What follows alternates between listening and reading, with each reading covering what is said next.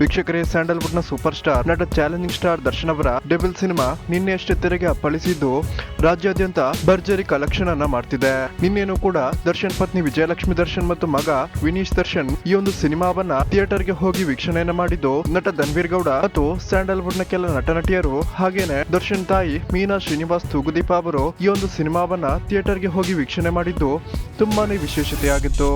ವೀಕ್ಷಕರೇ, ನಟ ದರ್ಶನ್ ಫ್ಯಾನ್ಸ್ ಗಳಲ್ಲಿ ಡೆವಿಲ್ ಸಿನಿಮಾದ ಕ್ರೇಜ್ ನ ಬಗ್ಗೆ ದರ್ಶನ್ ಪತ್ನಿ ವಿಜಯಲಕ್ಷ್ಮಿ ದರ್ಶನ್ ಜೈಲಿನಲ್ಲಿರುವಂತಹ ನಟ ದರ್ಶನ್ ಅವರಿಗೆ ಡೆವಿಲ್ ಸಿನಿಮಾದ ಸಕ್ಸಸ್ ನ ಮಾಹಿತಿಯನ್ನ ತಲುಪಿಸಿದ್ದಾರೆ ಅಂತ ಹೇಳಲಾಗ್ತಿದೆ. ಇತ್ತೀಚೆಗೆ ನಟ ದರ್ಶನ್ ಅವರ ಹೆಸರನ್ನು ಹಾಳು ಮಾಡಲು ಕೆಲ ಮಾಧ್ಯಮಗಳು ಡೆವಿಲ್ ರಿಲೀಸ್ಗೂ ಮೊದಲು ನಟ ದರ್ಶನ್ ಅವರ ಬಗ್ಗೆ ಇಲ್ಲ ಸಲ್ಲದ ಕೆಲ ಮಾಹಿತಿಗಳನ್ನ ಸಾಮಾಜಿಕ ತಾಣಗಳಲ್ಲಿ ಹರಿಬಿಟ್ಟಿದ್ದು, ಆದ್ರೆ ಇದು ಯಾವುದು ಕೂಡ ನಟ ದರ್ಶನ್ ಫ್ಯಾನ್ಸ್ ಗಳ ಮುಂದೆ ಲೆಕ್ಕಕ್ಕೆ ಬಾರದೆ ಇಡೀ ರಾಜ್ಯಾದ್ಯಂತ ಇವತ್ತು ಕೂಡ ಹೌಸ್ಫುಲ್ ಆಗಿ ಡೆವಿಲ್ ಸಿನಿಮಾ ಪ್ರದರ್ಶನವನ್ನ ಕಾಣ್ತಿದ್ದು ನಿಜವಾಗ್ಲೂ ದರ್ಶನ್ ಫ್ಯಾನ್ಸ್ ಗಳಿಗೆ ಹ್ಯಾಟ್ಸ್ ಆಫ್ ಅಂತಾನೆ ಹೇಳ್ಬೇಕಾಗಿದೆ.